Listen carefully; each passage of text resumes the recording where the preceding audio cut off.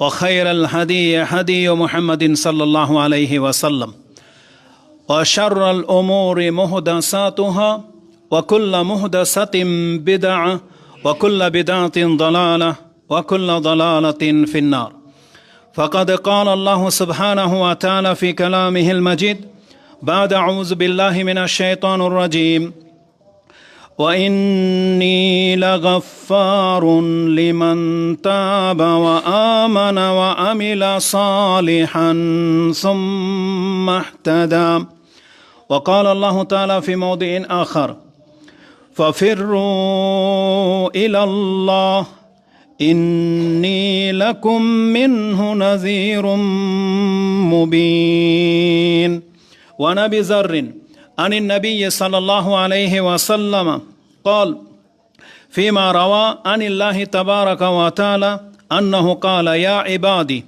إنكم تخطئون بالليل والنهار وأنا أغفر الذنوب جميعا فاستغفروني أغفر لكم أخرجه المسلم في كتاب البر والصلة প্রশংসা মাত্র আল্লাহ সুবহানাহু ওয়া তাআলার, যিনি বিশ্বজগতের একমাত্র মালিক, যিনি আমাদেরকে সৃষ্টি করেছেন তার গোলাম রূপে, কিন্তু তিনি আমাদেরকে তার বন্ধু রূপে গ্রহণ করেছেন এবং আমাদের সাথে তিনি বন্ধুসুলভ আচরণ করেছেন এবং কিয়ামতের মাঠে তিনি কতকের ওলি অভিভাবকত্ব গ্রহণ করবেন, কতকের বন্ধু হবেন এবং কতককে নিজের মেহমান হিসেবে তার কাছে পেশ করবেন এবং কতককে তার পরিবারের অন্তর্ভুক্ত করা হয়েছে এমনটাও হাদিসের বর্ণনায় রয়েছে। তো যে আল্লাহ আমাদেরকে নগণ্য সৃষ্টি হওয়া সত্ত্বেও আমাদেরকে তিনি বন্ধু হিসেবে গ্রহণ করে থাকেন, তার পরিবারের অন্তর্ভুক্ত করে থাকেন, আমাদেরকে সমস্ত সৃষ্টির উপরে মর্যাদায় মর্যাদাবান করেছেন, তাই আমরা আল্লাহর প্রশংসা করি, আমরা বলি আলহামদুলিল্লাহ। সালাতু ওয়াস সালাম প্রিয় নবী মুহাম্মদুর রাসূলুল্লাহ সাল্লাল্লাহু আলাইহি ওয়াসাল্লামের প্রতি, যার মাধ্যমে আমরা আল্লাহ সুবহানাহু ওয়া তাআলার পরিচয় পেয়েছি, যার মাধ্যমে আমরা আল্লাহ সুবহানাহু ওয়া তাআলাকে চিনতে পেরেছি, যার মাধ্যমে আমাদেরকে সমস্ত উম্মাহ থেকে মর্যাদাবান করা হয়েছে, আমরা তার উপরে সালাত এবং সালাম পাঠ করি, আমরা বলি আল্লাহুম্মা সাল্লি ওয়া সাল্লিম ওয়া বারিক আলা নবিয়িকা মুহাম্মদ। আজকের এই খুতবায় যেমনটা প্রচার করা হয়েছে যে আজকে আমার খুতবার বিষয় হবে আল্লাহ সুবহানাহু ওয়া তাআলার দিকে ফিরে আসার গুরুত্ব। এটা বলা হয়েছে যে আমি যেন এই বিষয় নিয়ে কথা বলি, যে আল্লাহমুখী হওয়ার গুরুত্ব সম্পর্কে আজকের এই বিষয়।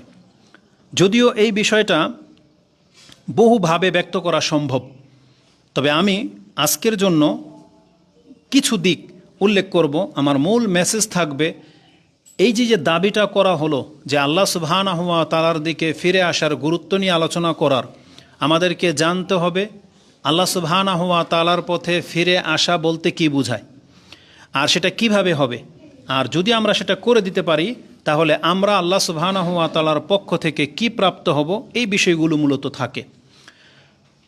তো আমি যেই জিনিসটা বুঝাবো সেটা হলো একজন জ্ঞানী বা একজন সুস্থ ব্যক্তির জন্য এই কথা মেনে নিতে কোনো বাধা নাই, বা এটাই তার জন্য কল্যাণকর যে আল্লাহ সুবহানাহু ওয়া তাআলাই হলো একমাত্র আশ্রয়স্থল।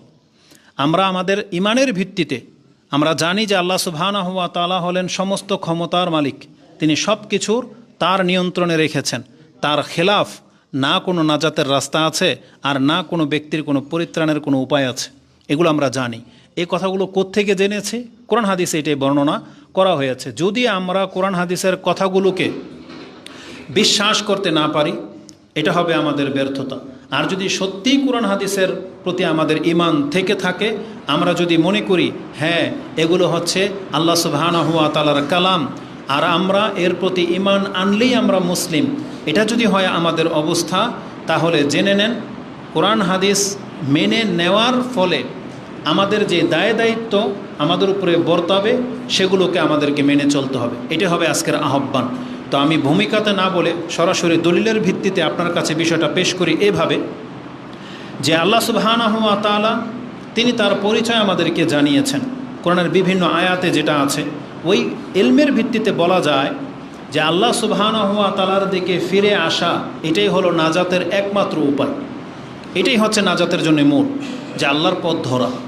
এবং যে কোনো ব্যক্তি যদি কামিয়াব হাসিল করতে চায়, সেটা দুনিয়া এবং পরকালের কামিয়াবি তাহলে তাকে এর বিকল্প কোনো পথ রাখা হয় নাই, কারণ এটাই হচ্ছে মূল, যে একজন ব্যক্তি আল্লাহমুখী হবে। কেননা আল্লাহ সুবহানাহু ওয়া তাআলার হাতে সমস্ত কিছুর ক্ষমতা। তিনি তার সম্পর্কে আমাদেরকে যেটা জানিয়েছেন কোরআনের বিভিন্ন আয়াতে সেই কথাগুলো রয়েছে। তার মধ্যে একটি আয়াত আপনি পেয়ে যাবেন সূরা বাকারা 107 নম্বর আয়াতে। সেই আয়াতে আল্লাহ বলেছেন, আলাম তা'লাম আন্নাল্লাহা লাহু মুলকুস সামাওয়াতি ওয়াল আরদ, তোমরা কি এটা জানো না যে আকাশ এবং জমির মালিকত্ব কার? আল্লাহ। আল্লাহ বলছেন আলাম তা'লাম আন্নাহু লাহু মুলকুস সামাওয়াতি ওয়াল আরদ, আল্লাহ সুবহানাহু ওয়া তাআলাই হলেন আকাশ এবং জমিনের মালিকত্ব। এই আয়াতের পরবর্তী যে অংশটা আছে ওটা হলো আমাদের আলোচনার মূল, একটু পরেই সেটা রিপিট করব। সেটা কি? ওমা লাকুম মিন দুনিল্লাহি মিন ওয়ালিয়্যিন ওয়ালা নাসির, আর তোমাদের হলোটা কি? আল্লাহ ছাড়া তো তোমাদের আর কোনো অভিভাবক নাই, আল্লাহ ছাড়া আর না তোমাদের কোনো সাহায্যকারী আছে। এটা আল্লাহ নিজের সম্পর্কে আমাদেরকে জানিয়েছেন। তাহলে আল্লাহ যখন নিজেই বলতেছেন যে মুমিনদের জন্য আল্লাহ ছাড়া উত্তম অভিভাবক আর কেউ হতে পারে না, আর আল্লাহ সুবহানাহু ওয়া তাআলার সাহায্য ছাড়া একজন মুমিন অন্য কারো দ্বারা সাহায্যপ্রাপ্ত হতেই পারে না। এই জন্য আল্লাহ সুবহানাহু ওয়া তাআলা তিনি তার পরিচয়টা আমাদের কাছে এভাবে পেশ করেছেন যে আলাম তা'লাম আন্নাল্লাহা লাহু মুলকুস সামাওয়াতি ওয়াল আরদ ওয়া আন্না ওমা লাকুম মিন দুনিল্লাহি মিন ওয়ালিয়্যিন ওয়ালা নাসির, আর না আল্লাহ ছাড়া তোমাদের কোনো অভিভাবক আর না কোনো সাহায্যকারী তোমরা পাবে। এটা সূরা বাকারাতে রয়েছে। তার মানে তিনি ব্যতীত আমাদের বাস্তবিক কোনো অভিভাবক নাই। যদিও অনেক সময় দেখা যায় বিপদে পড়লে আমরা আল্লাহ সুবহানাহু ওয়া তাআলার কাছ থেকে মুখ ফিরিয়ে নিই। দুনিয়াবি কিছু সাহায্য হয়তো আমরা অন্যের দ্বারা প্রাপ্ত হই, কিন্তু আমরা এটা ভুলে যাই এই সাহায্যটাও মূলত আল্লাহর পক্ষ থেকেই অন্যভাবে করা হয়, বিকল্পভাবে করা হয়। আল্লাহ স্বয়ং সরাসরি তো আমাদের সামনে নেমে আসে না, তবে আল্লাহ সুবহানাহু ওয়া তাআলা তার বান্দাদেরকে দিয়ে বা তার সৃষ্টির উপকরণ দিয়ে আমাদেরকে সাহায্য করে থাকেন। যদিও আমরা সেটা বুঝি না, আমরা মনে করি ওই বিষয়টা, ওই বস্তু বা ওই ব্যক্তি হয়তো আমাকে সাহায্য করেছে, কিন্তু একজন মুসলিম হিসেবে এটা আমাদেরকে মেনে নিতে হবে যে প্রত্যক্ষ এবং পরোক্ষভাবে মূলত আল্লাহই আমাদেরকে সাহায্য করে থাকেন। আল্লাহ সুবহানাহু ওয়া তাআলা ইচ্ছা না করলে কোনো ব্যক্তির ক্ষমতা নাই আমাদেরকে উপকার করতে পারে। কোরআনের বেশ কিছু জায়গায় আছে, ওয়ায়ামসাসকাল্লাহু বিদুররিন ফালা কাশিফা লাহু ইল্লাহু, আল্লাহ যদি তোমাকে কোনো বিপদ দিয়ে পাকড়াও করেন তাহলে সেটাকে দূর করে দেওয়ার মতন ক্ষমতা পৃথিবীর আরও কারো নাই। ওয়ায়ুরিদু বিকা খায়রান ফালা রাদ্দা মিন ফাদলি। কোরআনের বিভিন্ন ভাষায় এই শব্দটা আসছে যে আল্লাহ যদি কারো উপরে দয়া বা রহম করতে চায় তাহলে সেটাকে রোধ করে দেওয়ার মতন ক্ষমতা পৃথিবীর কারো নাই।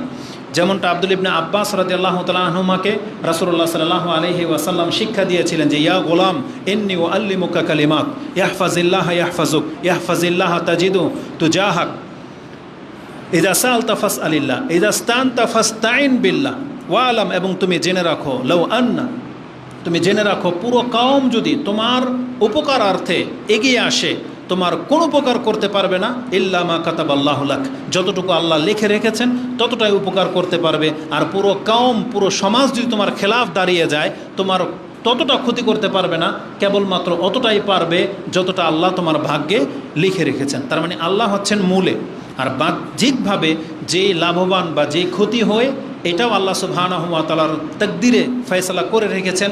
ওগুলো শুধু একটা সাবাব বা উপকরণ বটে। যেমন আমাদের জমিন থেকে দান তো হয়, বাহ্যিকভাবে দেখতে পাচ্ছেন পুকুর থেকে মাছ হচ্ছে, জমিন থেকে দান হচ্ছে, কিন্তু এগুলোর পেছনে কোন শক্তি কাজ করে? আল্লাহ সুবহানাহু ওয়া তাআলা। আল্লাহ যদি বৃষ্টি না দেন, আল্লাহ যদি জমির উর্বরতাটাকে রোধ করে দেন, তাহলে আপনার হাজার মেহনত করার পরেও এই জমিন আপনাকে ধান উদ্গিয়ে দেবে না, কারণ বরকত হচ্ছে আল্লাহ সুবহানাহু ওয়া তাআলার হাতে। এই জন্য আল্লাহ বলে থাকেন বিয়াদিকাল খায়র, আল্লাহ তোমার হাতেই হচ্ছে সমস্ত কল্যাণ। এই শিক্ষাগুলো আমাদেরকে দেওয়া হয়েছে। তো এই আয়াতগুলোর মধ্যে আল্লাহর পরিচয়টা আমাদের কাছে তুলে ধরা হয়েছে যে আল্লাহ ছাড়া তোমাদের কোনো অভিভাবক আর তোমাদের কোনো সাহায্যকারী নেই। কোরআনের আরেকটি আয়াতে আল্লাহ সুবহানাহু ওয়া তাআলা তিনি তার পরিচয় সম্পর্কে আমাদেরকে এভাবে জানিয়েছেন, যেটা আপনি সূরা আলে ইমরানের 26 নম্বর আয়াতে পেয়ে যাবেন, যে আয়াতটা আপনারা প্রত্যেকেই জানেন।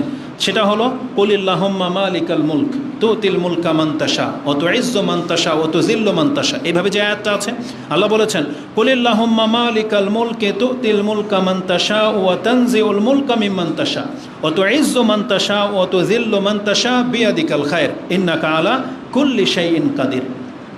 কোরআনের এই যে আয়াতগুলো আছে, এই আয়াতগুলোর প্রতি একজন মুসলিম ব্যক্তির যতটা ঈমান যেমন হওয়া উচিত ছিল, আমরা মুসলিম দাবি করি বটে, কিন্তু আমাদের ঈমান আসলে ওই রকম হয়নি। যে আল্লাহ চাইলে কাউকে মালিকত্ব করতে পারে, আল্লাহ চাইলে কারো মালিকত্বকে ছিনিয়ে নিতে পারে, আল্লাহ চাইলে কাউকে সম্মানিত করতে পারে, আল্লাহ চাইলে কাউকে লাঞ্ছিত করে দিতে পারে। সমস্ত ক্ষমতার মালিক আল্লাহ, ইন্নাকা আলা কুল্লি শাইইন কাদির, এবং আপনি সব কিছুর উপরে ক্ষমতাবান। এটা যদি একজন মুসলিমের আকিদা হয়, বিশ্বাস হয়, তাহলে আমার মনে হয় এই জমিনে পথ চলতে গিয়ে তার অন্য কারো কাছে মাথা নত করার কোনো প্রয়োজন হতো না, বা সে কখনোই তার জীবন চলে যাবে কিন্তু অন্যের দ্বারস্থ সে হতো না। কিন্তু মূলত আমরা দেখা যাচ্ছে যে সামান্য ছোটোখাটো দুনিয়াবি বিপদ হোক বা যে কোনো ধরনের বিপদ হোক, আমরা আল্লাহর থেকে বেশি ব্যক্তি বা বস্তুর শরণাপন্ন হই। আমরা ব্যক্তি বা বস্তুর শরণাপন্ন হই, আল্লাহ সুবহানাহু ওয়া তাআলাকে ছেড়ে দিই। নেটের মধ্যে অনেক কিছুই আসে, তার মধ্যে ভালো কিছু মাঝে মাঝে আসে যেগুলো হয়তো কোরআন হাদিসের কথা না, কিন্তু এটা হচ্ছে বর্তমান বা যাদেরকে বুদ্ধিজীবী বলা হয়, যারা প্রকৃতি নিয়ে, সমাজ নিয়ে বা ভালো ভালো কথা দিয়ে ভাইরাল, তাদের কিছু কথার মধ্যে একটা কথা এরকম যে আল্লাহ সুবহানাহু ওয়া তাআলার কাছে আমি সব কিছু চাইলাম, আল্লাহর কাছে আমি চাওয়া যা যা আমার প্রয়োজন সবই আল্লাহ। বিষয়টা হচ্ছে এরকম, মানে আমাদের অবস্থাটা হলো আমাদের অনেক কিছুর প্রয়োজন, আমরা এগুলো তলব করি, আমরা সব কিছুই চাই আল্লাহর কাছে, অথচ আল্লাহকে ছেড়ে দিয়ে আল্লাহকে আমরা ধরতে জানি না, অথচ যেটা ছিল আমাদের মূল। তো মূল কথা হলো আল্লাহ সুবহানাহু ওয়া তাআলার পরিচয় যতটা বেশি একজন মুসলিমের অন্তরে গেঁথে যাবে, তার বাস্তবতার সাথে এলমের একটা বৈপরীত্য সে পাবে। এলেম বলবে তাকে এটা, কিন্তু বাস্তবতা সে দেখবে যে এর উল্টা।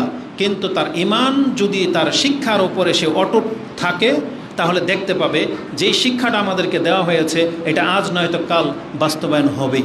কিন্তু আমরা তাড়াহুড়া করে ফেলি। কিন্তু নবীগণ তাদের ঈমানের সাথে তাদের বাস্তবতার মিল ছিল। ইব্রাহিম আলাইহিস সালাম তিনি আল্লাহর প্রতি ঈমান এনেছিলেন, তাকে আগুনে ফেলে দেওয়া হচ্ছে, কিন্তু আল্লাহর প্রতি ঈমান তার একটুও কমেনি। তার এলমের সাথে বাস্তবতার কোনো মিল পাচ্ছেন না, কারণ তার এলম হলো আল্লাহ তাকে বাঁচাবে, এটা তার জ্ঞান, তাকে দেওয়া হয়েছে। কিন্তু বাস্তবিক দেখতে পাচ্ছেন তাকে বেঁধে ফেলা হলো, আগুন জ্বালিয়ে দেওয়া হয়েছে, নিক্ষেপও করা হয়ে যাচ্ছে, কিন্তু এখনও কোনো সাহায্য আসতেছে না। এটা হচ্ছে বাস্তব বিমুখ তার এলম।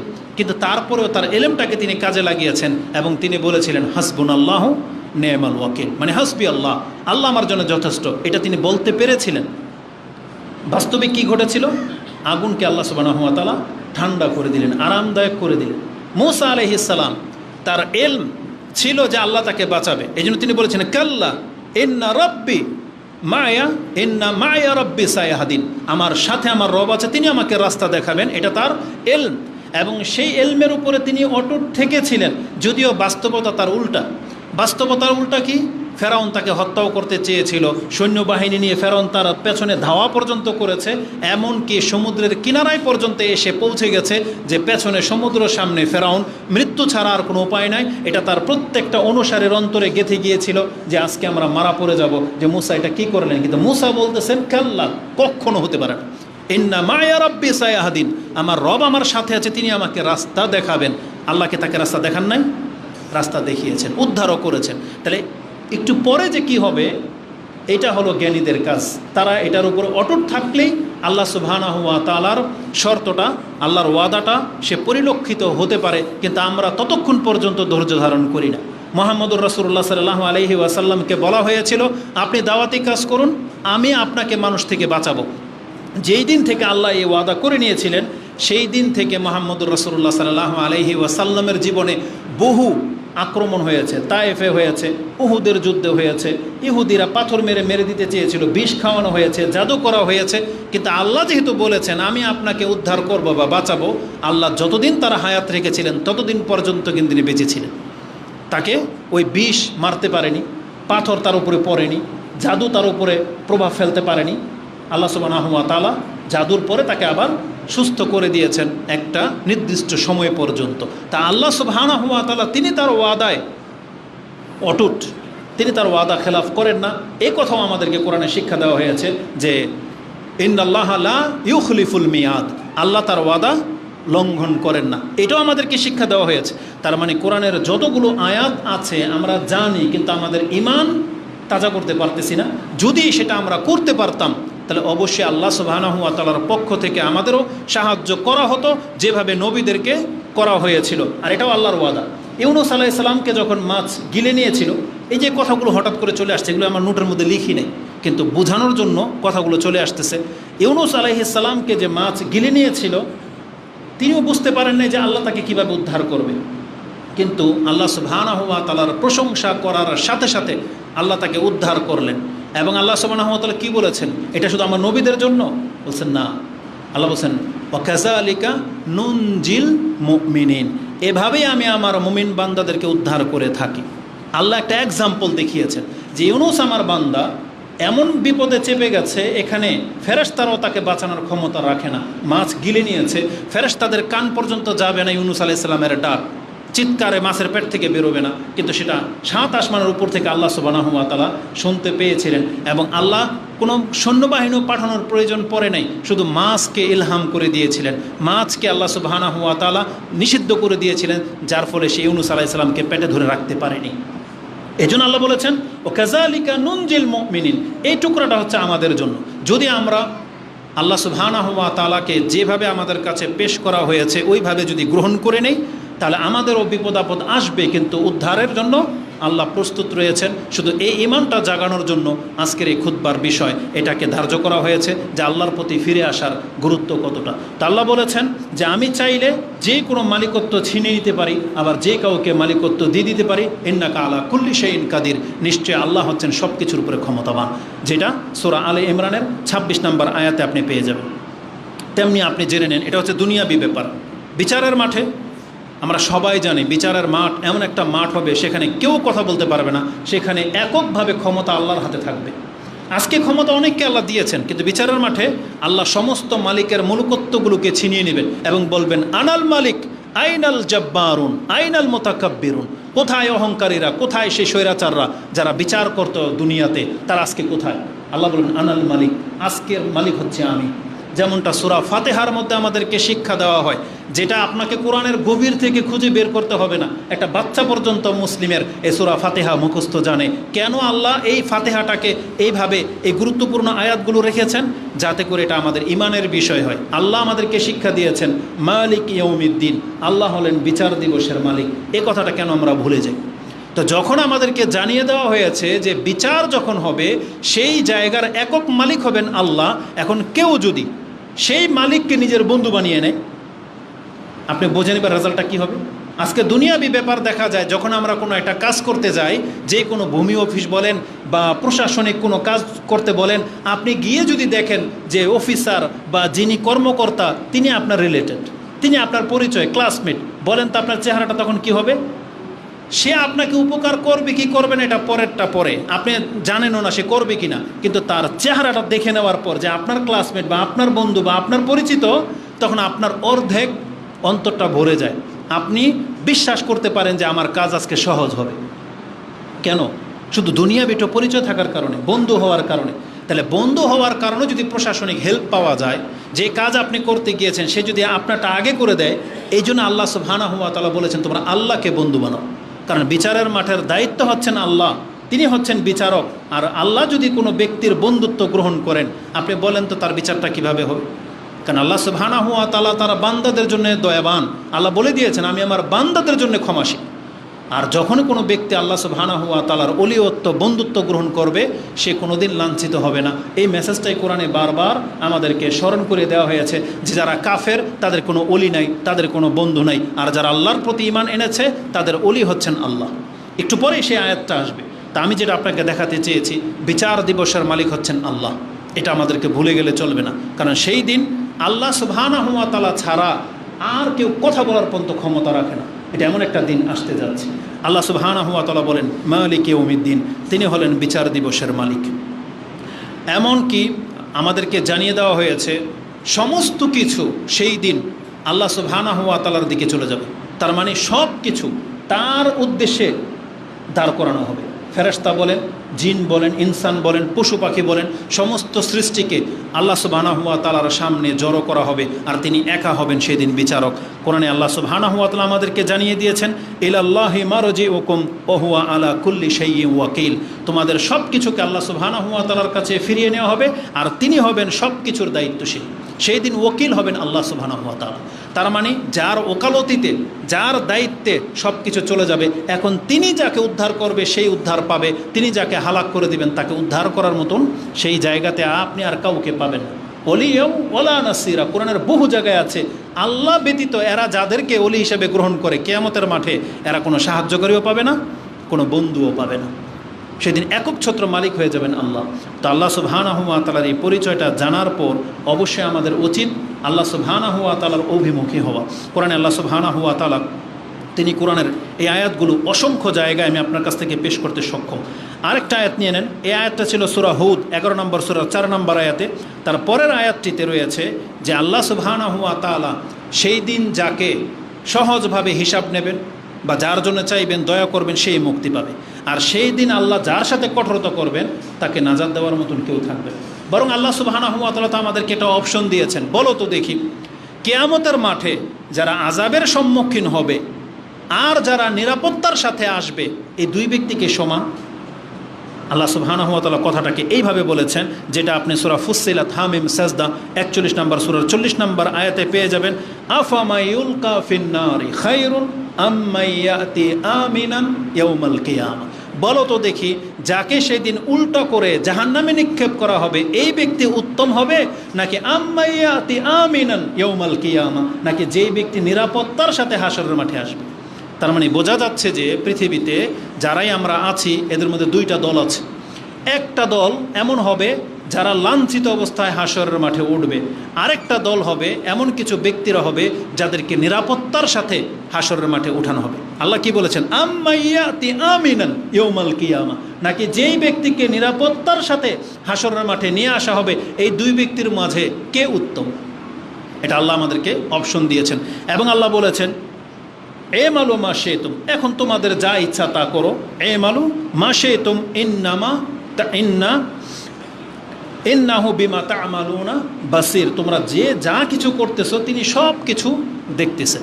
তাহলে এই আয়াতটির মধ্যে আল্লাহ সুবহানাহু ওয়া তাআলা আমাদেরকে জানিয়ে দিয়েছেন বিচারের মাঠে একক ক্ষমতার মালিক হবেন আল্লাহ, সব তার কাছে জড়ো করা হবে, এবং সেই দিন যাকে নিরাপত্তার সাথে নিয়ে আসা হবে এই ব্যক্তি হচ্ছে উত্তম, আর যেই ব্যক্তিকে জাহান্নামে নিক্ষেপ করা হবে সেই ব্যক্তি লাঞ্ছিত হবে। তা আল্লাহ সুবহানাহু ওয়া তাআলা যখন আমাদেরকে এইভাবে তার পরিচয়টা পেশ করে দিয়েছেন এবং বিচারের মাঠে কি হতে যাচ্ছে এটা যখন আমাদেরকে জানিয়ে দিয়েছেন, তাহলে একটা জ্ঞানী তার অন্তর থেকে এটাই চাইবে যে তাহলে আমি আল্লাহর দিকে আসি, আমি আল্লাহমুখী হই, আল্লাহকে আমার অভিভাবকত্ব গ্রহণ করাই, আল্লাহকে আমি আমার বন্ধু বানাই, আল্লাহর পথ ধরি, এটাই হওয়া উচিত। কিন্তু দুনিয়াতে আমরা দেখা যায় এই কথাগুলো আমাদের কাছে একটা হাওয়া মনে হয়, এই কথাগুলো আমাদের কাছে মানে ভেসে আসা কোনো একটা প্রলাপ মনে হয়, কিন্তু এগুলো আমাদের অন্তরে যাচ্ছে না। যদিও বছরকে বছর খুতবা শুনতেছি, আমরা বলতেছি এগুলো কোরআন হাদিসের কথা, কিন্তু আমাদের জাতি এগুলোকে মূল্যায়ন করে না। বরং আমাদের জাতি এখান থেকে বের হয়ে গেলে এটা তো ওজিফা, এই খুতবাতে যেটা আমাদেরকে দেয়া হয় এটা হচ্ছে ওজিফা। যারা নিতে পারবে সেভাবে জীবন গড়বে, কিন্তু যারা এগুলোকে উপেক্ষা করে তাদের জীবন যা ইচ্ছা তাই। কিন্তু এগুলো কেন দেওয়া হয়েছিল? যাতে করে আমরা এগুলো শুনে নিজেদেরকে শুধরাই, ইমানটাকে তাজা করি। আমাদের চাইতে অনেক বেশি বদ ছিল মক্কার লোকেরা, কিন্তু তারা এই সব কথার কারণে এই কোরআন এবং হাদিস দ্বারা এমনভাবে উপদেশ নিয়েছেন, তারা হয়েছিলেন পৃথিবীর বিশ্বের সমস্ত মানুষের মধ্যে শ্রেষ্ঠ মানুষ, যাদেরকে শ্রেষ্ঠ মানুষ বলা হয়। রাসূল বলেছেন খায়রুল কুরুনি কারনি, সবচেয়ে উত্তম যুগ হচ্ছে আমার যুগ। মানে রাসূল ইসলামের মাধ্যমে যারা ঈমান এনেছিল এটা ছিল বিশ্বের পৃথিবীর সমস্ত জাতির মধ্যে শ্রেষ্ঠ জাতি। কিসের ভিত্তিতে? এই কোরআন হাদিসের ভিত্তিতে। এই কথাগুলোই ছিল তাদের পরিবর্তন হওয়ার উপকরণ বা উৎস বা মাধ্যম। আর ওই কথাগুলোই আমাদেরকে শোনানো হচ্ছে, কিন্তু আমাদের কোনো প্রতিক্রিয়া হচ্ছে না। তার মানে বোঝা যাচ্ছে যে এই দুই দলের মধ্যে শ্রবণ শক্তিতে, বোধ শক্তিতে অনেক পার্থক্য আছে। তারা যেভাবে শুনতেন বুঝতেন, আমরা সেভাবে শুনি না, বুঝি না। আমরা হয়তো শুনি কিন্তু বুঝি না, মানি না। কিন্তু সাহাবায়ে কেরামরা তারা শুনতেন, বুঝতেন এবং মানতেন। এজন্য আমাদেরকে বলা হয়েছে তাদের পথ ধরতে, তাদের মতো হতে। আল্লাহ সুবহানাহু ওয়া তাআলা আমাদেরকে আল্লাহর পথ ধরার তৌফিক দান করুন, আমিন। তো আল্লাহ সুবহানাহু ওয়া তাআলার দিকে ফিরে আসার গুরুত্বটা, এই কথাগুলোর মধ্যে আপনি হয়তো অনুধাবন করতে পারতেছেন যে যিনি হবেন বিচার দিবসের মালিক, যিনি যার অভিভাবকত্ব গ্রহণ করবেন তাকে কেউ ঠকাইতে পারবে না, তিনি যাকে সাহায্য করবেন তাকে কেউ ক্ষতি করতে পারবে না। তা আল্লাহ সুবহানাহু ওয়া তাআলাকে মেনে নেওয়া, তাকে সর্বশক্তিমান ভাবা, তার দিকে ঝোঁকা, এটাই হচ্ছে আমাদের মূল কাজ, এটাই হবে আমাদের মূল দায়িত্ব, এটাই হবে আজকের খুতবার মূল বিষয়, যে মেসেজটা আমি আপনাদেরকে দেওয়ার জন্য আসতেছি। তার আগে যতটুকু কথা বলেছি আর একটু স্পষ্ট হবে, এটা যখন আপনি বুঝবেন যে আল্লাহর দিকে ফিরে আসার নমুনাটা কেমন হওয়া উচিত, ধরনটা কি বা কী, সেটা কি বুঝাতে চেয়েছেন আল্লাহ, এটা আমাদেরকে জানতে হবে যে কিভাবে আল্লাহমুখী হওয়া যায় বা আল্লাহর পথ ধরা যায়। কোরআনে এই মর্মে একটি আয়াত আছে, আজকে এই একটা আয়াতের কয়েকটা কথা বলবো, তাতে খুতবার সময় হয়তো পার হয়ে চলে যাবে। কোরআনে আল্লাহ সুবহানাহু ওয়া তাআলা সূরা আয-যারিয়াত 11 নম্বর সূরার 50 নম্বর আয়াতে রাসূলুল্লাহ সাল্লাল্লাহু আলাইহি ওয়াসাল্লামের মাধ্যমে আমাদেরকে ডেকেছেন, দাওয়াত দিয়েছেন।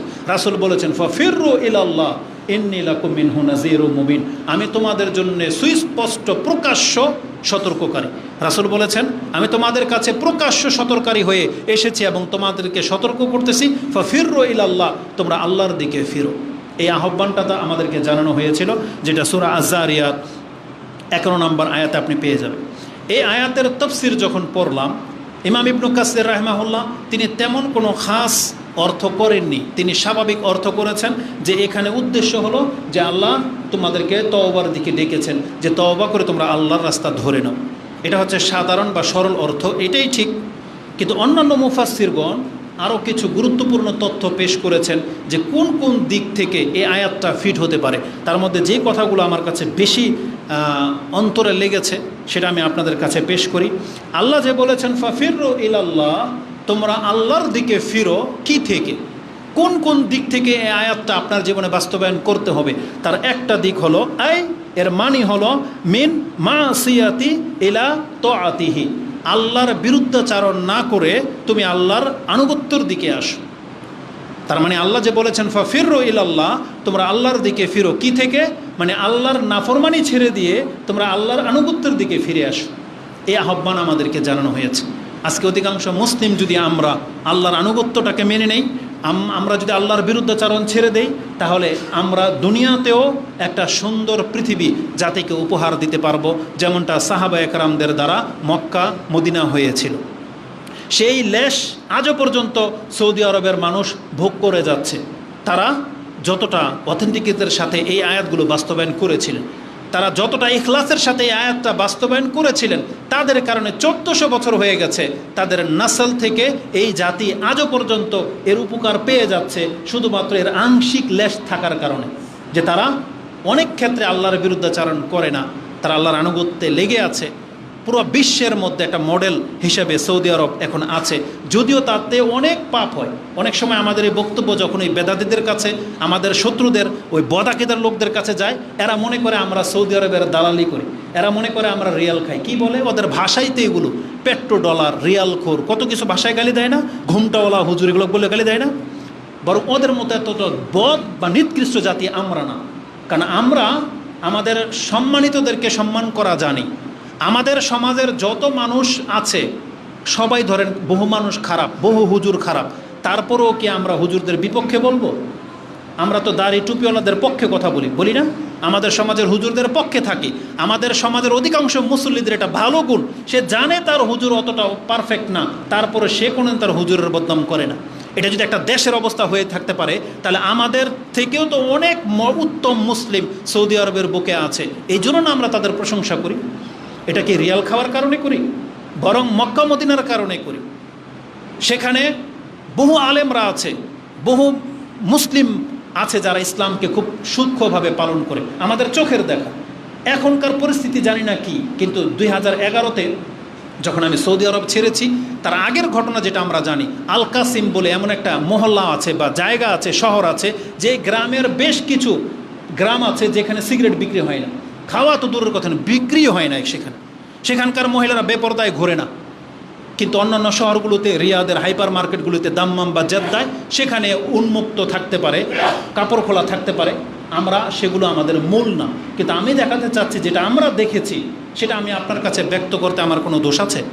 একটা সৌদি যুবক ধরেন আমরা যেগুলোকে ফাত্রা পোলাপান বলি, ধর্মকর্ম কিছুই করে না, ও পর্যন্ত দেখেছি একটা হিন্দুকে শাসাচ্ছে রমজান মাসে, প্রকাশ্যে পেপসি খাচ্ছিল, সেই জন্য পানি পান বা যেটা খাচ্ছিল রমজান মাসে, ও বলতেছে হাজা বিলাদুল মুসলিমিন, এটা মুসলিমদের রাষ্ট্র, আর এটা হচ্ছে রমজান মাস, আর তুই এখন প্রকাশ্যে রাস্তায় দাঁড়িয়ে এবার পান করবি, তার মানুষ কি বলবে? ও বলতেছে আনা মাফি মুসলিম, আমি মুসলিম না। বলতে তুই মুসলিম না তাতে কি, এটা তো মুসলিম রাষ্ট্র। তো এটা যখন এটা প্রচার হবে তখন বলা হবে সৌদি আরবে রমজান মাসে দিনের বেলায় পানি পান করতে দেখেছি, তুই হিন্দু না মুসলিম এটা তো আর জানবে না। তাহলে এটা হচ্ছে একটা মুসলিমের মেন্টালিটি। তাহলে সেই জাতিটাকে আমরা খারাপ কেন বলব? অবশ্যই সেখানে যত খারাপই হবে তার যাজা আল্লাহর পক্ষ থেকে তারাও পাবে। আল্লাহ সুবহানাহু ওয়া তাআলার নীতি এটা না যে সৌদি আরবের লোকেরা পাপ করলে মাপ পেয়ে যাবে আর বাংলাদেশের মুসলিমরা পাপ করলে শাস্তি পাবে। এটা কি আল্লাহর নীতি? আল্লাহর নীতি কি? ইন্নামা আকরামাকুম ইনদাল্লাহি আতকাকুম। আল্লাহ বলেছেন যে তাকওয়া অবলম্বন করবে সেই আমার কাছে সম্মানিত। অতএব আমরা যেটা বোঝাতে চেয়েছি, আল্লাহ সুবহানাহু ওয়া তাআলা আমাদেরকে তার দিকে ডেকেছেন। সেটা কি? যে তোমরা মিম্মা সিয়াতিহি ইলা তাআতিহি, তোমরা আল্লাহর বিরুদ্ধাচরণ ছেড়ে দিয়ে আল্লাহর আনুগত্যের দিকে আসো। এটা হলো আল্লাহমুখী হওয়া। এটা একটা অর্থ করা হয়েছে। দ্বিতীয় অর্থ করা হয়েছে মিন সাখাতিহি ইলা রাহমাতিহি, আল্লাহর অসন্তুষ্টির যে কাজগুলোতে আল্লাহ অসন্তুষ্ট হয় তুমি এই জীবন থেকে ফিরে আসো, আল্লাহর দয়ার দিকে আসো। যে কাজগুলো করলে আল্লাহর দয়া তোমার উপরে অর্পিত হবে তুমি সেই কাজগুলো করার চেষ্টা করো, আল্লাহর গজবের দিকে তুমি যেও না। এটা হলো আল্লাহর দিকে ফিরে আসার অর্থ করা হয়েছে। ওয়ামিন ইকাবিহি ইলা আফউইহি, আল্লাহ যে কাজ করলে তোমাকে ধরে নেবে আল্লাহর পাকড়াওয়ের রাস্তা ছেড়ে দিয়ে, আফউইহি যে কাজ করলে আল্লাহ তোমাকে ছেড়ে দিবে সেই রাস্তায় আসো। কত চমৎকার করে আমাদেরকে বোঝানো হয়েছে। আমরা প্রত্যেকে জানি কোন কোন কাজগুলো অপরাধ করলে আল্লাহ ধরে নেবে, এটা আমরা জানি। আল্লাহ বলেছেন তুমি ওই রাস্তাটাকে ছেড়ে দাও। আফউইহি, যেই রাস্তায় আসলে আল্লাহর ছাড় তোমার জন্য বরাদ্দ হয়ে যাবে তুমি সেই রাস্তায় ফিরে আসো। সেটা কি? ইসলাম গ্রহণ করা হচ্ছে, সেটা একটা প্রথম রাস্তা। যেই কোনো ব্যক্তি যদি ইসলাম গ্রহণ করে নেয় আল্লাহ তাকে মাফ করে দেবে, এটার ওয়াদা রয়েছে। শিরিক করা ছেড়ে দিয়ে আপনি মুয়াহিদ তাওহীদবাদী হয়ে যান, কারণ মুশরিককে আল্লাহ কোনোদিন মাফ করবে না। কিন্তু তাওহীদবাদীর অনেক পাপ থাকলেও তাওহীদবাদী একদিন মাফ পেয়ে যাবে। এটা হচ্ছে আল্লাহর ক্ষমার দিকে আসে। আপনি হারাম খাওয়া ছেড়ে দেন, কারণ হারাম খেলে আল্লাহ ধরবে, এটা প্রত্যেকে জানেন। হালাল খান, তাহলে আল্লাহ সুবহানাহু ওয়া তাআলার ক্ষমার দিকে আপনি চলে আসতেছেন।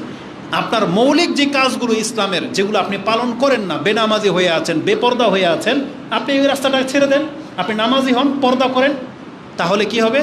আপনি আল্লাহর ক্ষমার দিকে চলে আসলেন। এইভাবে আমাদেরকে ডাকা হয়েছে। আরেকটা অর্থ করা হয়েছে, সাহাল ইবনে আবদুল্লাহ একজন তাবি বা তাবাতাবি হবেন, তিনি বলেন ফিররু মিম্মা সিওয়া আল্লাহি ইলাল্লাহ ইলাল্লাহি, আল্লাহ ছাড়া তোমার অন্তর যার দিকে ঝুঁকে আছে, সেটা ব্যক্তি হোক বা বস্তু হোক, তুমি ওই সবগুলোকে ঝেড়ে মুছে সাফ করে দিয়ে তুমি আল্লাহর দিকে ফিরে আসো। এটা হইতে হবে, এটা বেশি জরুরি। কারণ বাংলাদেশের মুসলিম হিসাবে আমাদের অন্তর আটকে আছে কোনো গাছ, ইঁদুর, বাদর, পাথরের সাথে। আমরা যে কোনো বিপদ আপদে পরে পতিত হই, আল্লাহর চাইতে বেশি ভরসা আমাদের বটগাছের প্রতি, আল্লাহর থেকে বেশি ভরসা আমাদের ওই যে মাজারের উপর একটা লাল পতাকা ঝুলতেছে সে পতাকার প্রতি, মসজিদের চাইতেও বেশি বিশ্বাস আমাদের মাজারের প্রতি, ওই যে পিতলের একটা ড্যাগ বসায় রাখে সেই ড্যাগের প্রতি। যেই কোনো কিছুর মধ্যে সতের সম্পর্ক আছে সেগুলোর সাথে আমাদের আস্থা নাই, যেগুলোর সাথে কোনো বাবা বা পাগলার সম্পর্ক আছে আমাদের আস্থা ওখানে।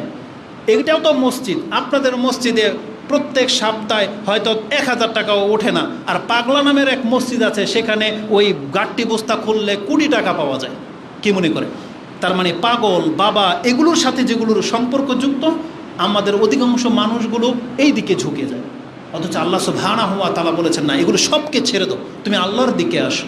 ফাফিররু ইলাল্লাহ, ওই বট গাছ, ইঁদুর, বাদর, পাথর এটা তোমার মাবুদ না, ওই বাবা তোমাদেরকে বাঁচাতে পারবে না, তুমি আল্লাহর দিকে ফিরে আসো। তো খুব চমৎকার একটা কথা তিনি বলেছিলেন। কি বলেছেন? ফিররু মিম্মা সিওয়া আল্লাহি ইলাল্লাহ, আল্লাহ ছাড়া যত কিছু দেখতে পাচ্ছ তুমি এই দুনিয়াতে ভক্ত হয়ে বসে আছে, এগুলো সব তুমি ছেড়ে দাও, তুমি আল্লাহর পথ ধরে নাও, তাহলে তুমি নাজাতের পথ ধরে নিতে পারলে। এই ব্যাখ্যাটা করা হয়েছে।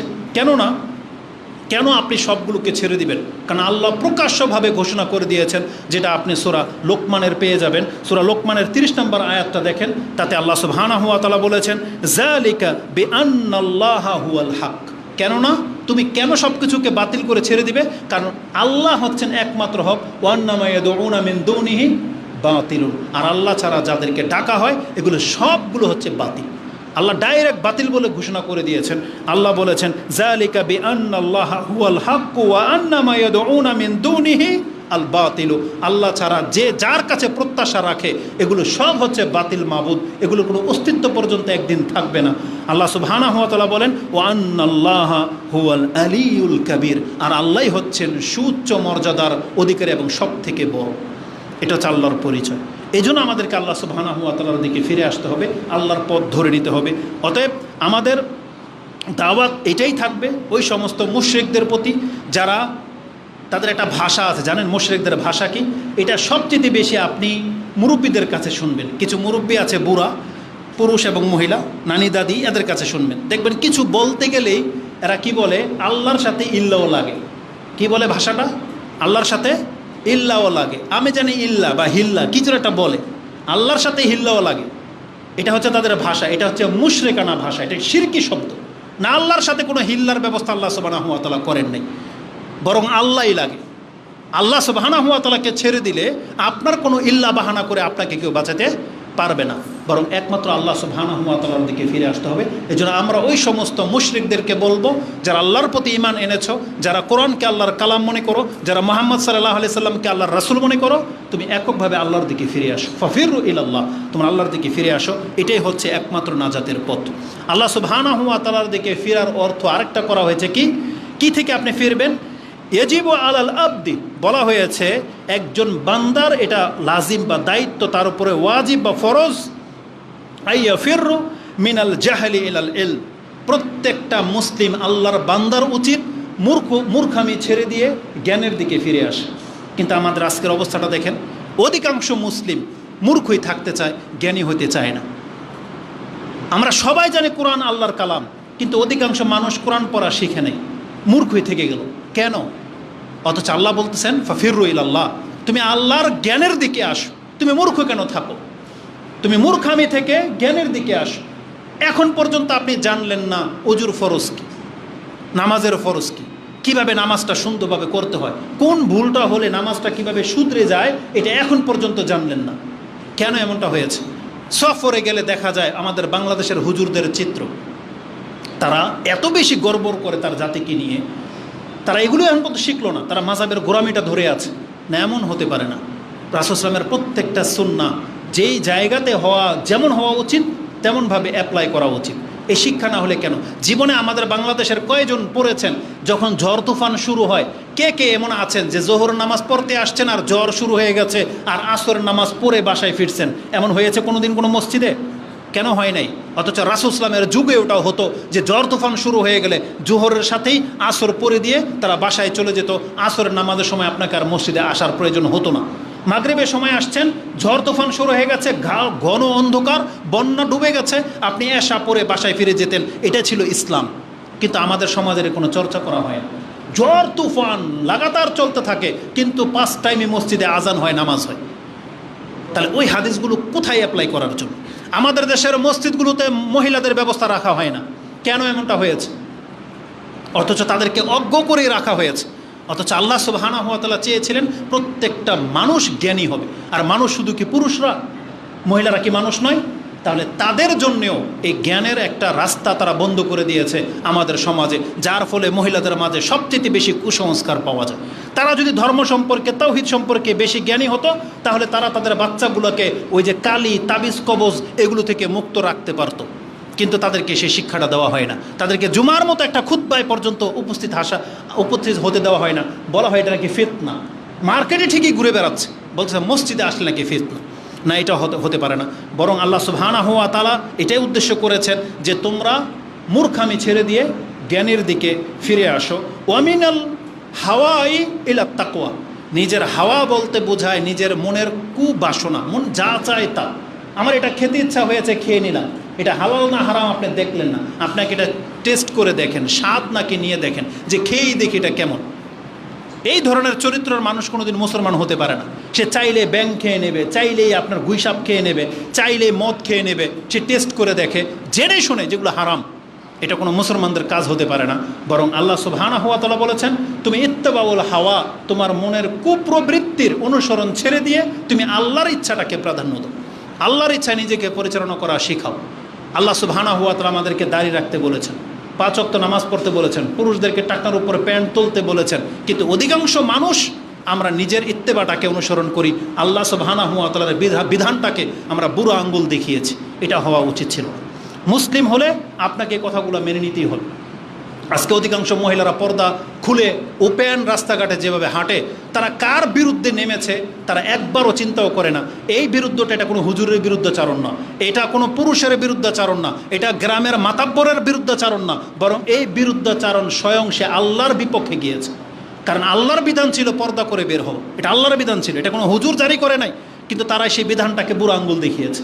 কীভাবে নাজাত পাবে যখন আল্লাহ সুবহানাহু ওয়া তাআলার প্রকাশ্যে এইভাবে কেউ বিরুদ্ধাচারণ করে? কোনোদিন হতে পারে না। বরং নাজাত আছে আল্লাহর রাস্তা ধরে নিলে। তো আল্লাহ সুবহানাহু ওয়া তাআলা আমাদেরকে ডেকেছেন, তাহলে এই অর্থগুলো পাওয়া যায়। সেটা কি? আপনি মূর্খামি ছেড়ে দিয়ে জ্ঞানের দিকে আসেন, তারপর নিজের কাম বাসনাটাকে ছেড়ে দিয়ে আল্লাহর এতাতের দিকে আসেন, আল্লাহর ইচ্ছার দিকে আসেন। তৃতীয়ত হচ্ছে সন্দিহান বিষয় থেকে আপনি একিনের দিকে আসেন। এটা আজকে অধিকাংশ যুবকদের মাঝে বেশি আমরা দেখতে পাচ্ছি। আমাদেরকে ফোন দেওয়া হয় যে আমি এই ওয়াসওয়াসার রোগেতে ভুগি, নামাজে দাঁড়ালে তার ওয়াসওয়াসা শুরু হয়ে যায়, উযু নিয়ে তার ওয়াসওয়াসা, আল্লাহ নিয়ে তার ওয়াসওয়াসা, পরকাল নিয়ে তার ওয়াসওয়াসা। এটা কেন হয়েছে? এটা মূর্খামির কারণে হয়েছে। সারাদিন আমরা ইসলাম চর্চা করি না 1 মিনিট, আর মোবাইল নিয়ে ভিডিও নিয়ে পড়ে থাকি ঘন্টার পর ঘন্টা। তাহলে ওয়াসওয়াসাটা আপনার মাঝে আসবে না কার মাঝে আসবে? উচিত তো ছিল আপনি 10 ঘন্টা স্টাডি করবেন, তারপরে আপনার ওয়াসওয়াসা শেষ হবে না। কিন্তু আমরা অধিকাংশ মানুষ নামাজ পড়তে আসলেই নাকি তার ওয়াসওয়াসা শুরু হয়ে যায়। কেন হয়েছে? নামাজে দাঁড়ালে কেন আপনার মনে হয় যে আপনার লুঙ্গিটা পাক না না পাক? এটা কেন মনে হয় নামাজে? তার আগে কেন আপনি চিন্তাটা করলেন না? যার সন্দেহ আছে তাহলে আপনি আগে থেকে, আপনার তো আল্লাহ ওঢেল দিয়েছে। এমন না যে সাহাবা একরামদের যুগ, একটা কাপড় নিয়ে জীবনযাপন করি, এটার মধ্যে প্রস্রাব বলেছে না কি বলেছে জানি না, কেমনে নামাজ হবে? আপনার তো 10টা আলমারিতে রিজার্ভ আছে। তাহলে পাল্টাই নিলে আপনার সমস্যাটা কোথায়? আপনি ভালো করে ওযু করে নেন, আপনার পোশাকটা পাক, ওয়াসওয়াসা শেষ। আপনি নামাজ একিনের সাথে পড়েন, তাহলে তো আপনার ওয়াসওয়াসা থাকে না। আল্লাহ আছেন এটা অন্তরে গেঁথে নেন। আপনি নাস্তিকতার বক্তব্য শুনতে যান কেন? যে নাস্তিকের বক্তব্য শুনলে আপনার মাথার মধ্যে সমস্যা তৈরি হয়ে যায়, আল্লাহ আছে না নাই এটা তৈরি হয়ে যায়, হাদিস সত্য না মিথ্যা এটা তৈরি হয়ে যায়, এমন আহলে কোরআন বা এমন নাস্তিকের বক্তব্য আপনাকে শুনতে বলছে কি? কে বলছে যে আমি ক্লিক করে দেখি কি বলে? যখন আপনি দেখেন এটা ভণ্ডা, তাহলে ওর থেকে একটু হাসি তামসা নেওয়ার জন্য এটা ক্লিক কেন করলেন? এই হাসি ঠাট্টার ছলে আপনি ক্লিক করতে যাবেন, এমন একটা কথা আপনার কান শুনে নেবে যেটা আপনার অন্তরে আপনাকে বেদি তৈরি করে দেবে। কেন করলেন আপনি এটা? এজন্য আপনি সব সময় যারা সঠিক কথা বলে কোরআন হাদিসের, তাদের বক্তব্য শুনবেন। প্রকাশ্যভাবে কোনো হুজুর যদি দেখেন এ মিথ্যা বলছে, সাথে সাথে ক্রস মেরে দেন। আপনার লাইফে কোনোদিন ওর বক্তব্য শুনবেন না, সেটা আমি হই আর যেই হোক, যদি আপনি না যাচ্ছেন। কারণ ওয়াসওয়াসা তৈরি হয় হক আর বাতিলের মিশ্রণ ঘটলে। আপনি শুধু হকের উপর থাকবেন, আপনার কোনো ওয়াসওয়াসা তৈরি হবে না। কিন্তু আজকে যদি আমি বলে দিই রাসূল ইসলামের নূরের তৈরি, তাহলে আপনার মধ্যে ওয়াসওয়াসা তৈরি হয়ে যাবে যে এক হুজুর বলতেছে মাটির, এক হচ্ছে বলছে নূরের। আমি যদি বলি আমাদের হুজুররাও গায়েব জানে, তাহলে এই যে বাতিল একটা কথা আপনার মধ্যে ঢুকে গেলে তখন আপনার মধ্যে ওয়াসওয়াসা তৈরি হয়ে যাবে। নাস্তিকতার কথা শুনতে গেলেই আপনার মধ্যে ওয়াসওয়াসা তৈরি হয়ে যাবে। এই জন্য আল্লাহ সুবহানাহু ওয়া তাআলা বলেছেন, না তুমি জ্ঞানের দিকে ফিরে আসো, এবং বলেছেন মিনা শাক ইলাল ইয়াকিন, তুমি সন্দিহান বিষয় থেকে নিজেকে মুক্ত করে একিনের দিকে নিয়ে আসো। আল্লাহ আছেন এটা আপনার অন্তরে গেঁথে নেন। দুনিয়া উল্টা যাবে, সমস্ত মানুষ গুমরা হয়ে যাবে, কিন্তু আপনার অন্তর থেকে যেন এই বিশ্বাস কোনোদিন কেউ কেড়ে নিতে না পারে যে আল্লাহ একজন আছেন। এটা অন্তরে গেঁথে নেন। পৃথিবী উল্টে যাক, সমস্ত হুজুর, আপনার পছন্দনীয় হুজুরও ভুল বলতে পারে, কিন্তু আপনার অন্তর যেন কোনোদিন এটা অস্বীকার না করে যে আল্লাহ একজন আছেন, পরকাল হবে, বিচার হবে, এটা সত্য, এটা মেনে নেন। এটা যার অন্তরে গেঁথে যাবে, ইনশাআল্লাহ কোনো নাস্তিক তাকে গুমরা করতে পারবে না। তা আল্লাহর দিকে ফিরে আসার এগুলো হচ্ছে উপায়। আমাদেরকে জ্ঞানী হতে হবে, ইসলামটাকে শেখার চেষ্টা করেন। আজকে অধিকাংশ মানুষ আমরা ইসলাম শিখে না বিদায় এই বাতিলপন্থীরা আমাদেরকে ধোকায় ফেলে দেয়। আল্লাহ সুবহানাহু ওয়া তাআলা আমাদের মুসলিম ভাইদেরকে ইসলামটাকে জানা এবং বোঝার, সে অনুযায়ী আমল করার তৌফিক দান করুন, আমিন। আল্লাহর দিকে ফিরে আসার একটা মর্যাদার কথা বলি, যেহেতু সময় অনেকটা পার হয়ে চলে যাচ্ছে। তো আল্লাহর দিকে ফিরে আসার মূল মেসেজ হচ্ছে তওবা করে ফিরে আসেন। মানে যেই জীবনটাতে আমরা এই যে দীর্ঘকাল সময় পার করে দিলাম, আপনি এই জীবনটা থেকে ফিরে আসেন।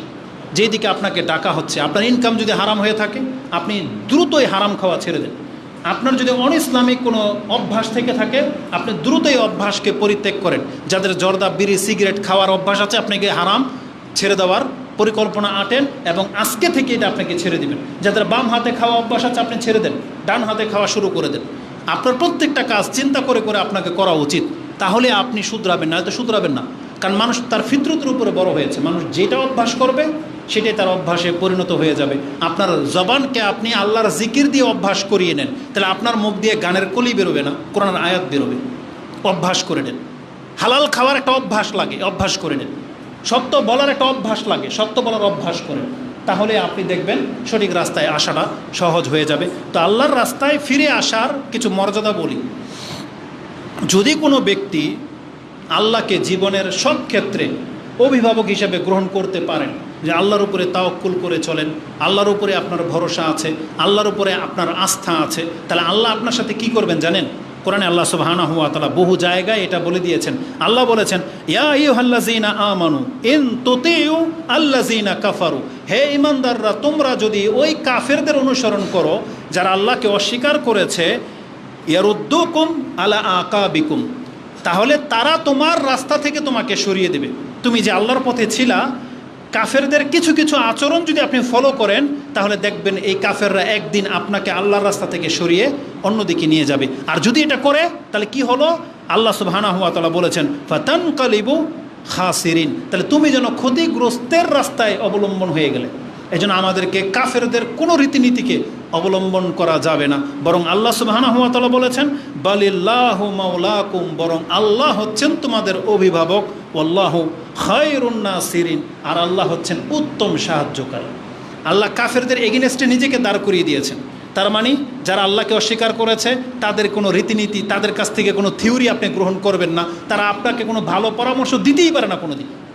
আপনি পরামর্শ নেবেন আল্লাহ সুবহানাহু ওয়া তাআলার কাছ থেকে, কারণ আল্লাহ বলছেন ওয়াল্লাহু খায়রুন নাসিরিন, আল্লাহ হচ্ছেন উত্তম সাহায্যকারী। এটা আল্লাহ আমাদেরকে জানিয়েছেন, যেটা আপনি সূরা আলী ইমরানের 149 এবং 150 নম্বর আয়াতে পেয়ে যাবেন।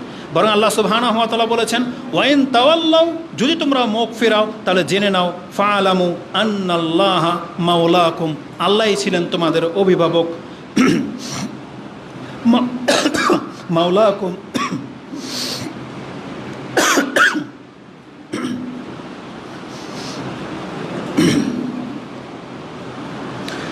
নেমাল মাওলা ও নেমান নাসির, কত উত্তম অভিভাবক আল্লাহ, কত উত্তম সাহায্যকারী হচ্ছেন আল্লাহ। এটা আপনি হয়তো দুনিয়াতে হয়তো আপনি অনেক সময় ফিল করেন না, কিন্তু জেনে নেন পরোক্ষভাবে আল্লাহ বহুভাবে কিন্তু আপনাকে ক্ষমা করে থাকেন। বহুভাবে আল্লাহ আপনাকে সাহায্য করে যাচ্ছেন, কিন্তু আল্লাহ হয়তো সেটা অনেক সময় আপনার কাছে প্রকাশ করেন না।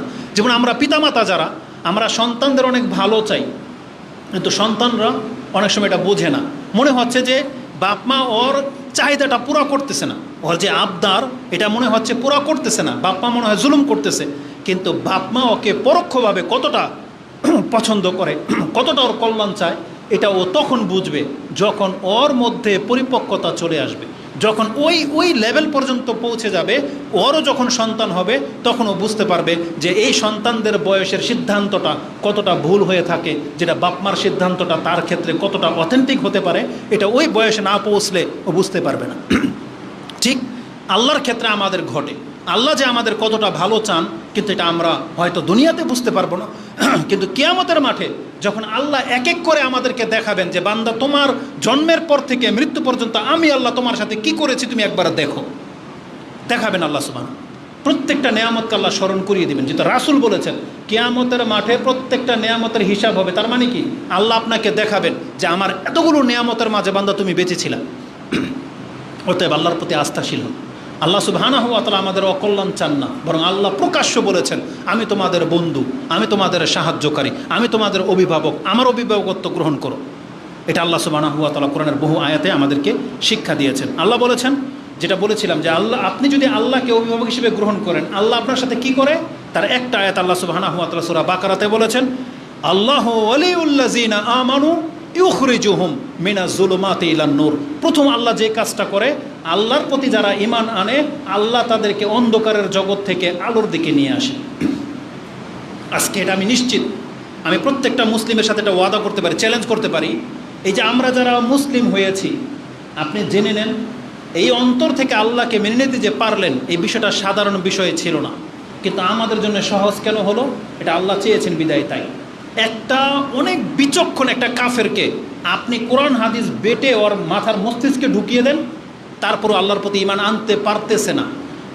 আপনার সাথে যদি আমি এখানে যুক্তিতর্কে আসি, আপনি বিনা যুক্তিতে বলবেন যে না আল্লাহ আছেন, একজনই আছেন, এটাই সত্য, মেনে নিতে আর কোনো যুক্তি চলবে না, প্রয়োজন না, এটা বলবেন। কিন্তু এই কথাটা একটা সাধারণ কথা না? এই কথাটা একটা কাফের বোঝে না কেন বলেন তো দেখি?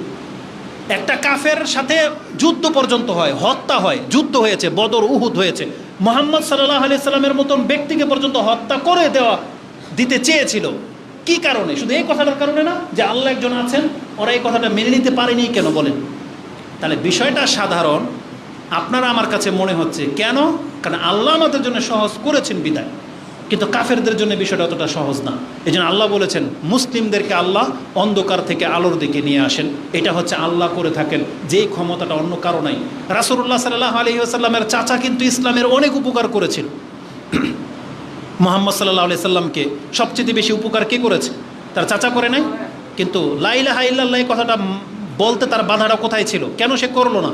কারণ তার আকল কাজ করে নেই, তার এটা মেনে নেওয়ার মতো সে তৌফিক আল্লাহর পক্ষ থেকে হয় নাই। অথচ সামান্য একটা বাক্য ছিল, কিন্তু সে বলে নেই। কিন্তু আর আমি আর আপনি নির্দ্বিধায় বলে দিচ্ছি, নির্দ্বিধায় মেনে নিয়েছি। এটা কেন হলো? এটা আল্লাহ সুবহানাহু ওয়া তাআলার পক্ষ থেকে হয়েছে।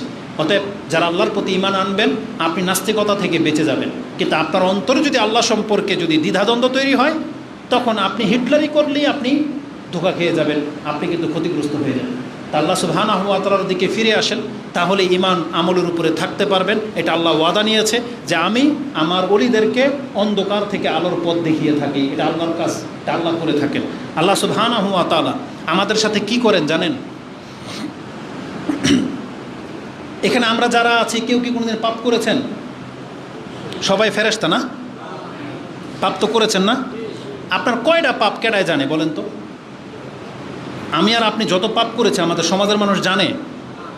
জানে না, গোপন হয়ে আছে। কে করলো এটা? এটা আল্লাহ করে থাকেন। আল্লাহ নিজে বলেছেন আমি আমার বান্দাদের পাপকে গোপন করে থাকি। আল্লাহ সুবহানাহু ওয়া তাআলা ছাড়া এই কাজটা কেউ করে না। আল্লাহ বলছেন আমি আমার বান্দার পাপকে গোপন করে থাকি। এটা আল্লাহ মুসলিমদের সাথে করে। এবং আল্লাহ সুবহানাহু ওয়া তাআলা ওয়াদা করেছেন যেই মুসলিম আল্লাহর প্রতি ভালো ধারণা রাখে, তার যত পাপ গোপন হয়ে গেছে এটা গোপনই থাকবে। সে নিজে প্রকাশ না করলে আল্লাহ এটা প্রকাশ করবে না, এবং কিয়ামতের মাঠে আল্লাহ এগুলোকে ক্ষমাও করে দিবেন। আল্লাহ যে গোপন করে থাকেন এই সম্পর্কে মুসলিমের একটা হাদিস আমি আপনার কাছে পেশ করে দিতে পারি।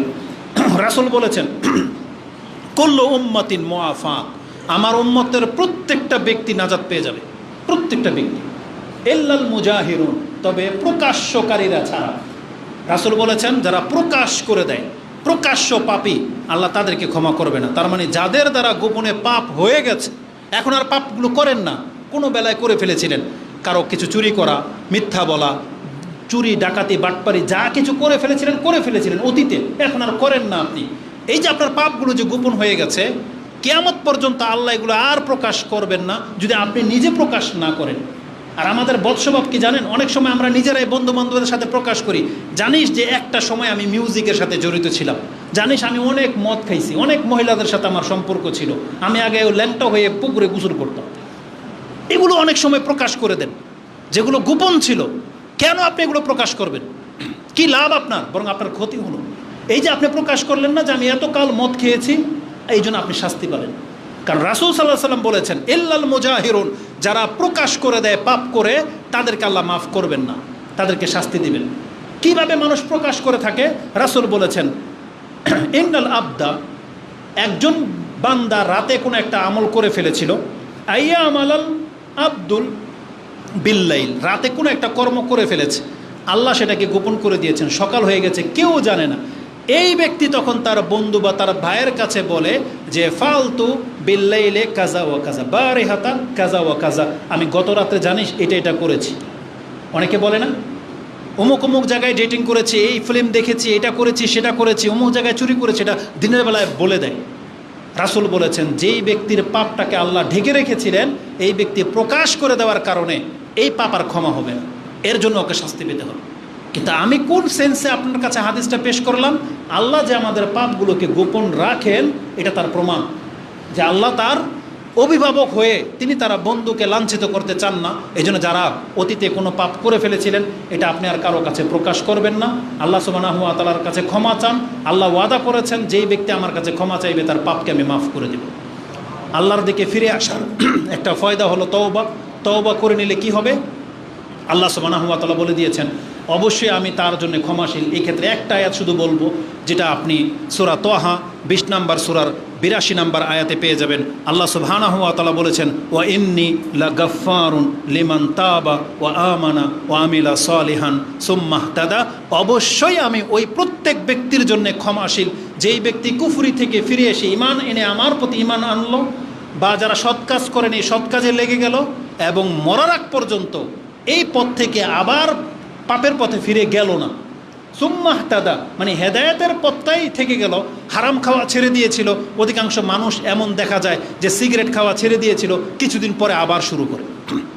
যে কোনো একটা বদ অভ্যাস, খারাপ কাজ ছেড়ে দিয়েছিল, কিছুদিন পরে আবার সেটা শুরু করে। তাহলে এরকম না, আল্লাহ বলেছেন সুম্মা ইহতাদা, হিদায়াত পাওয়ার পর আবার সে পাপের দিকে ফিরে যায় না।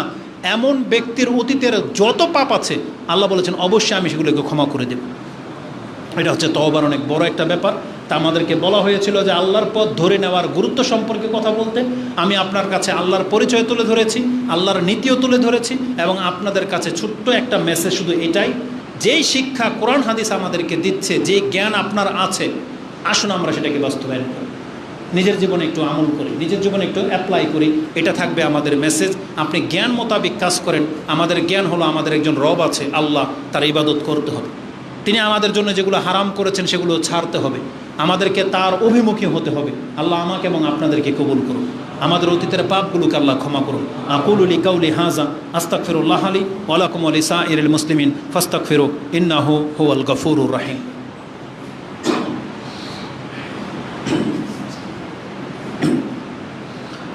আলহামদুলিল্লাহি রাব্বিল আলামিন ওয়াসসালাতু ওয়াসসালামু আলা আশরাফিল আমবিয়া ওয়াল মুরসালিন নবীনা মুহাম্মাদিন ওয়া আলা আলিহি ওয়া সাহবিহি আজমাইন। ওয়া বাদ। খুতবা অনেক আগে আমি শেষ করে দিতাম, যেহেতু বৃষ্টি হচ্ছে, আপনাদের তো যেতেও পারবেন না, যার ফলে কথাটি একটু লম্বা করে দিলাম। আর আমি আজকে যেহেতু নেটের মধ্যে আছি, এটা আমাদের ভাইদেরকে এটা জানানোর জন্য যে এমন একটা জায়গায় আমরা খুতবা দিতে আসছি যে অঞ্চলগুলোর মিডিয়াতে তেমন কোনো প্রচার প্রসার হয় না।